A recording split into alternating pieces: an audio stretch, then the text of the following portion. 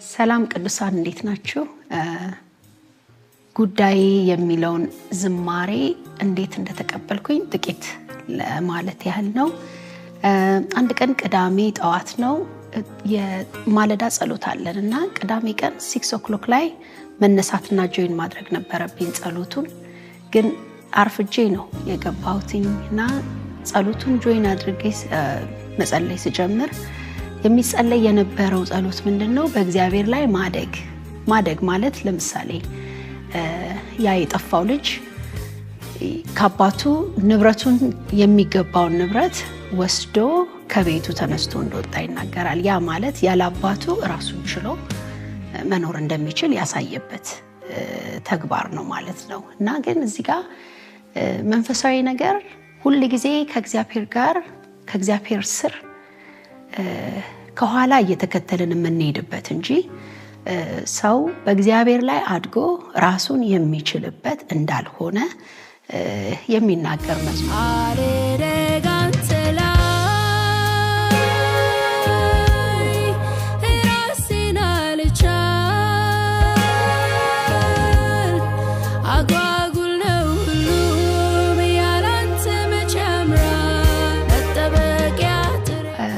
ስትጸልይ የነበረችው እህት አንተ ላይ አንጎርምስ ነው የምትለው። እንግዲህ ጉርምስና ማለት በእንግዲህ በኑሮ ወይም ደግሞ ፋሚሊ መካከል አንድ ልጅ ለአቅመ አዳም ሲደርስ ወይም አንዲት ሴት ለአቅመ ሔዋን ስትደርስ ቤቱን ጥለው ይወጣሉ የራሳቸው ኑሮ። ግን መንፈሳዊ ነገር ላይ እንደዛ እንዳልሆነ ሁሉ ጊዜ የሰው ልጅ ከእግዚአብሔር ስር መሆን እንዳለበት፣ አባትነቱ የዘላለም እንደሆነ፣ አምላክነቱ ሁሌ መሰማት እንዳለበት፣ እግዚአብሔር ምን አልክ መባል እንዳለበት፣ እንደፈለግን መውጣት መግባት እንደማንችል ያንን ነው በቃ። በርግጥ አሁን እንዲህ ቁጭ ብዬ እንደማወራው አይደለም። ገና ያ ጸሎት ሲመጣ በጊዜው የነበረ ወይም ደግሞ የነካኝ እግዚአብሔር መንፈስ አለ። በስነ ስርዓት ቁጭ ማለት ተኝቼ ነበር። አልጋ ላይ ሆኜ ነው ጸሎቱን ጆይን ያደረኩትኝ። ግን መተኛት ነው ያልቻልኩት፣ መቀመጥ ነው ያልቻልኩት። በጣም የሚገርም የእግዚአብሔር መንፈስ እንግዲህ ያንን ዝማሬ ሊያቀብለኝ እንደፈለገ ወይም ደግሞ ለእግዚአብሔር ሕዝብ ለእኔም እንዲሆን እንደፈለገ ያ ጠዋት እንግዲህ የነበረውን ሁኔታ እንደገና በምልሰት እንትን ስለው ደስ ይለኛል። ምክንያቱም ከራስ አይደለም ዝማሬ፣ ከራስ አይደለም ወይም ከእውቀት አይደለም። ሊጻፍ ይችላል፣ ግን ትክክለኛ የሆነውን ዝማሬ ግን ሰው ጋርም ሄዶ ተጽዕኖ መፍጠር የሚችለው እግዚአብሔር ሲሰጥ ነው።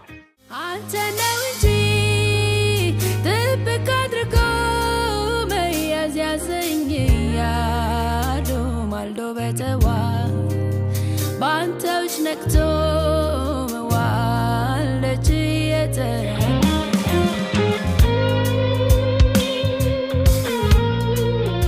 እና በጣም የሚገርመኝ ነገር ምንድነው?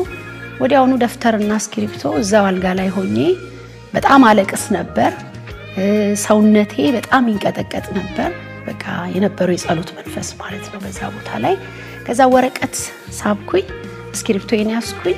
ወዲያውኑ ነው ግጥሙ ሙሉ በሙሉ ጸሎቱ ሳያልቅ የ2 ሰዓት ጸሎት ነው። ሌት ነው የገባሁት። እኔም ግን ጸሎቱ ሳያልቅ ዝማሬውን ከነዜማው ተቀበልኩ። ጊታር አጠገቤ ነበረኝ። ከዛ ትንሽ ዜማ እንትን አልኩለት፣ ወዲያውኑ ተዘመረ። በነጋታው እሁድም ሄጄ ዘመርኩት። ልፋት ጥረት የሌለበት ትክክለኛ ከእግዚአብሔር መንፈስ የተቀበልኩት ዝማሬ ከዝማሬዎች መካከል አንዱ ነው። እዛው ግጥሙ ላይ እንዳለው ማለት ነው። በድነቴ ጠዋት በገባኸኝ ማግስት ጨዋታ ወሬ መወደዴን ማድነቅ ይላል። በድነቴ ጠዋት በገባኸኝ ማግስት ጨዋታ ወሬ መወደዴን ማድነቅ ዘምሬሃል ጠግብ አውርቼሃል ረካ ይቺ ትንሽ ልቤ ለፍቅሩ ሸፍታ። ብዙ ጊዜ በመጀመሪያ የክርስትና ህይወታችን ላይ ከእግዚአብሔር ጋር ያለን ከእግዚአብሔር ቃል ጋር ከጸሎት ከቅዱሳን ህብረት ጋር ያለን ነገር በጣም ጥሩ ይሆንና እየቆየን አገልግሎት ላይ የገባን ስንሄድ ግን ፌድ ያደረገ ቃየሳሳ በራስ ሁሉን ነገር ማድረግ እንደፈለጉ መውጣት መግባት አይነት ነገር ይፈጠራልና ሁሌ እግዚአብሔር ላይ አንደግ ነው እንግዲህ ፖይንቱ እግዚአብሔር ሊናገረኝ ለህዝቡም ሊናገር ይፈልገው ነገር ያ ነው እና እንግዲህ እየሰማችሁት እንዳላችሁ ታውቃለሁ እንግዲህ ድጋሚ ያው ዳራውን ነው የምነግራችሁ እንዴት እንደተቀበልኩትኝ ተባረኩ